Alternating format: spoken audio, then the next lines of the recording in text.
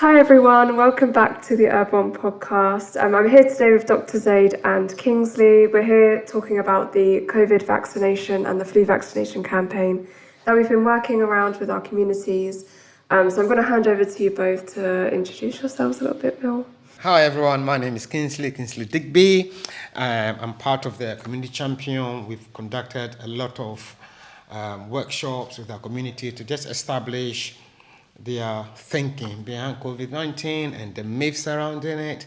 So I'll be talking to Dr. Zaid about that and ask me a few questions to gauge, what his opinion is, and also to reassure us, particularly from the minority groups, to understand where we are and why we should really take the vaccine.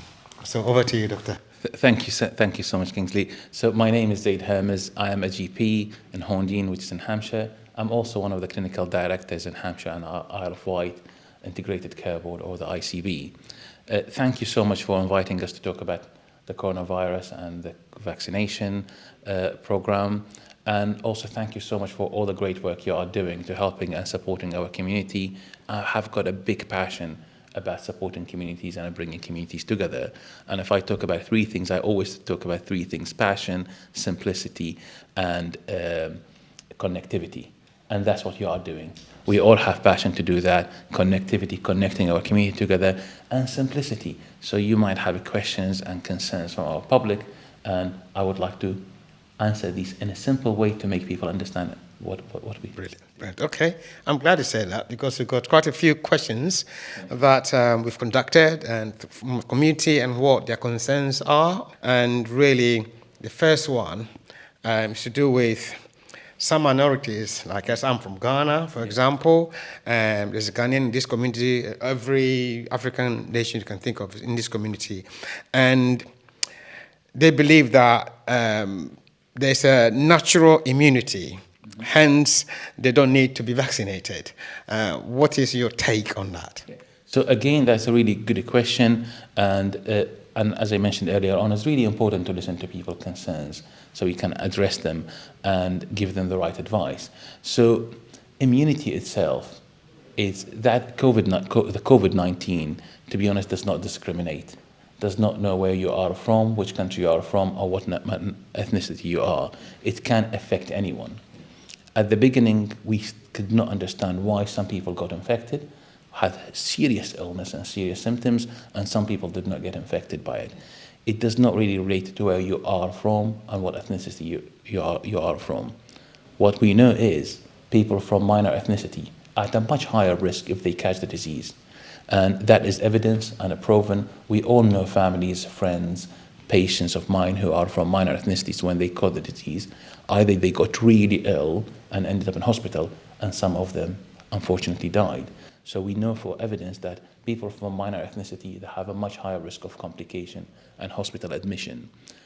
Nobody, again, as I mentioned, there's still a lot of work undergoing to understand COVID and what COVID does. But I know a lot of friends and families live in the same house, sitting in the same room. Let's say that the father got the illness and the daughter, so that does not discriminate against sex if you are male or female, but then the mother and the son didn't get it. And so we know it does not discriminate, and natural immunity, there is no natural immunity for COVID. Even if you have COVID, you can develop an immunity which can last for up to a year, but then that immunity wanes afterward, and then you lose the immunity. So you cannot even develop that at the moment, a long life immunity. So that is why there is the phase 1, phase 2, or even a third, like different vaccinations programs, just to reboost the immunity. Exactly. And one thing I want to say, I am originally from Iraq, so I know, and I have heard that question from some of my Iraqi friends and families, and my answer is exactly the same. We are at a higher risk, so we need the vaccination, and that's why the research is still ongoing on it. So some people had 7 or 8 doses already. Yeah. You had your primary course. We just started just over a month ago, doing the autumn course. Right. Just because we know after vaccination, the vaccination can give you protection for about up to 6 months. Right. And that's why the guidance, the criteria will change. It depends on what we think and what's happening. I think what you've just said is quite important in terms of the going back for the second or third or fourth vaccination, because people's perception were that once you had the vaccination, that is it, you are done, you are protected. And so when you have to go for second or third, you're thinking, but why? So you've just clarified that, which I think is very, very important. The immunity, if you develop natural immunity, as we said, from having the disease, it can last up to a year, but not always. But then after the vaccination, it can last up to 6 months, so between 3 and 6 months. And the other thing I want to mention, I myself had my first primary course in 2020, 2021, and then a few months later, I had COVID myself. My symptoms were so mild, and I had 2 risk factors at that time. I was a bit bigger, so I was a little bit on the overweight side, which is another risk factor, and that's why I decided to lose weight, because it will put me at a higher risk, not just because of COVID, because of other things, but also because I am from the minor ethnicity, which will put me at a higher risk. My symptoms were nearly only for 24 hours, and believe it or not, with COVID, I managed to work from home. I absolutely believe if I did not have my primary course and caught COVID, I could have ended up in hospital. Good. That's good. Nice to hear that and clarifying that as well, because I think our people from the minority, this is really key for them to hear. And thank you once again for that clarification. I think it's very, very important. And anyone who listens to this, it should hit home, because if there's any doubt, you made some clarification, particularly to do with the boosting of it, going back again. I think that's quite important. Now, the next myth is basically, apparently, from our community, it affects fertility. What is your answer to that? Yeah, so fertility is a really complex thing, and still not 100% understood, fertility in general.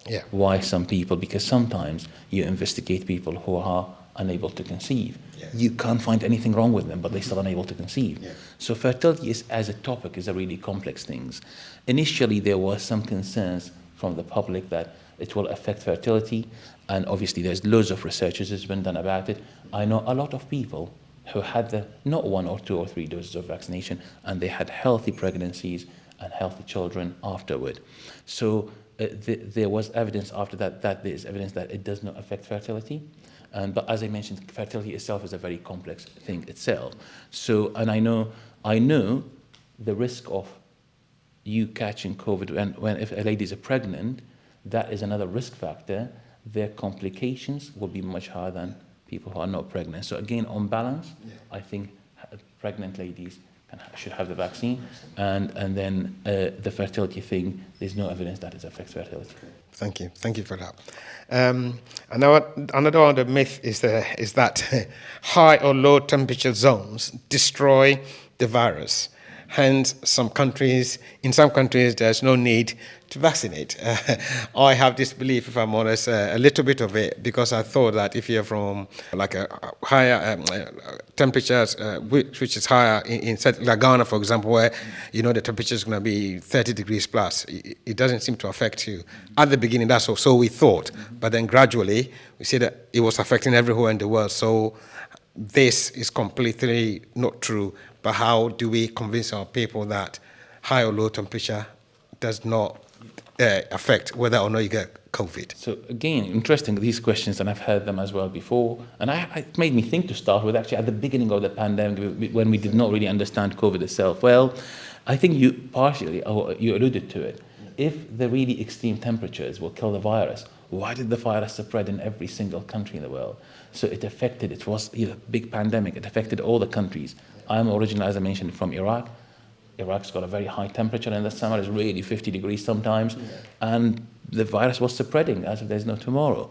So what I can say about that, obviously if I sneeze, we know the virus is transferred from the upper respiratory by droplets or sneezing, and then if it lands on a surface, we know if it is really hot, then the virus itself probably will die quicker. It can last up to 12, it depends on the condition, can last up to 48 hours on a hard surface, such as metal or glass, sometimes more than that. We know high temperature can make the virus die quicker, but does not stop you from catching it, because you still can go and touch it and then catch it. So my answer to this, the answer is no, it does not kill the virus or eradicate it. The next one, at the early stages of the virus, it was going on in a WhatsApp group about garlic or onions or things like that. If you cut them, put them in open air, then you are less likely to catch it. Is there any truth in that? I've done it myself, but So I don't know. again, Yeah. I respect a lot of people's beliefs. However, and I know garlic itself has a lot of advantages. We know there's a lot of herbs and a lot of other food has got significant advantages. However, there is no evidence that garlic itself will stop you, will kill the virus, or will stop you from catching the disease. But I know it has a lot of other health benefits, but not stopping you from catching the disease. Okay, good. Our next point is quite an interesting one. Disinfectants and drinking alcohol can kill the virus. So what's your thought on that? So all what I will tell you to start with is again a very good question, and the first thing I'll say, please don't drink disinfectants. That Okay. can kill you. Of course. Drinking disinfectant absolutely can damage your bowels, and then you can end up, and actually you could die from drinking large amount of disinfectant. So absolutely don't drink it, and it does not kill the virus. So that's the most important thing. Yeah. Disinfectant is important to use on the surface, on the hands, before shaking hands, cleaning the surfaces. Yes, that is absolutely do it, but not to drink it. Yeah. Alcohol, again, there's absolutely no evidence it kills the virus. What it does, if you drink a large amount of alcohol, you will get the side effects of the alcohol itself and the complication on the liver. So the answer is drink alcohol in moderation if you want to drink, but not to kill the virus. Yeah. And don't drink disinfectant, but use it to sanitize your hands and the surfaces. Okay. And finally, considering all these are coming from the community, 5G phones helps COVID-19 or SARS to spread. Yeah. Is that true? So the short answer is not true, but I would like to explain a bit more about that. Is we know the virus spread in so many countries which do not have 5G. So the virus spread without a 5G. We know the virus, I think I mentioned it earlier on, is spread by the droplets. So it's a contact or a droplet sneezing or coughing that will make the virus spread. The virus does not spread over any radio frequency or any radio waves. And so the answer, no, absolutely. Radio frequencies, 5Gs, not just COVID, it does not spread any other virus.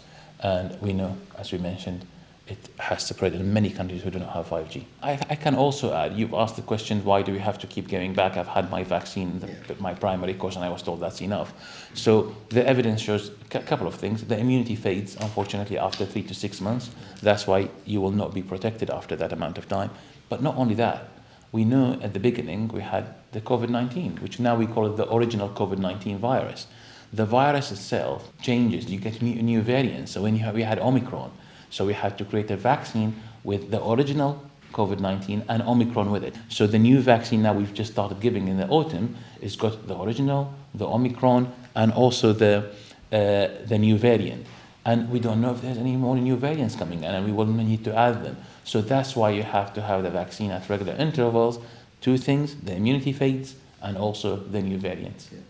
Going back, actually, I remember there was another one which was from South Africa origin or India one where there was no immunity to it, and therefore it raised concern in the news. I heard the news that there's a new variant from India which is killing so many people, and it was being transferred here. So that again would add to the fact of the reasons why we need to keep going back to get new immunizations to really cure any new variant that may be That is around. exactly the point. Any new variant comes up, they work on the variant, identify the variant, and create the vaccine that will go into the same. So it's not like you have to have 3 different vaccines. It's all in the same vaccine that covers all the variants. And you are absolutely right. There were big concerns about the variant that came from India and South Africa actually it was. And then I think because of the vaccination program that didn't even hit us or spread very quickly. And that is just another reason why we have to keep having the vaccination when we are invited, because there is eligibility criteria and the experts in the NHS work on that. If you are invited to have the vaccine, please go ahead and have your vaccine. Okay, so thank you very much for that. That is the myth surrounding COVID within our communities. So now what I would say is I hope they listen to you as a doctor who've had many years of practice. You've treated a lot of people, I'm sure. So I'm sure that your answers are going to be very, very invaluable to us and the community. And hopefully, those who are in doubt can now listen to this themselves and heed to the advice that you've given so far. Thank you so much, and it's my pleasure, absolutely. And as we mentioned, our passion is to bring our community together, to listen to their concerns and address them. And I hope that we'll address some of these concerns. If there are any more concerns in the future, we will be delighted to help with that and answer any questions. We'll take this back and hopefully play this to them as well, and we'll keep you informed, and hopefully we can continue to work together and to help our communities. Thank you so much, Kingsley. Thank you.